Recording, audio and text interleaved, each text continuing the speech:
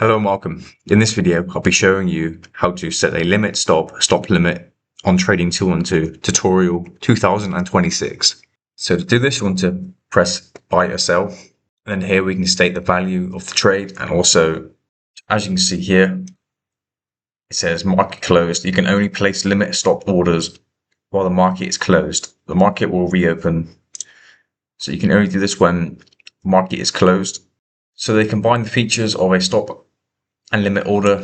You set both a stop and a limit price, and when the stop is reached, the order is converted into a limit order. So if you want to buy, the stop price should be above the current level, and if you sell, the stop price should be below the current market price.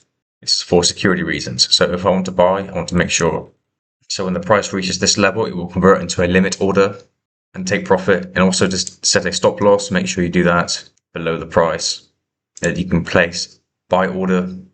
And that will be done here, guys. So I hope this video helped. Speak to you soon.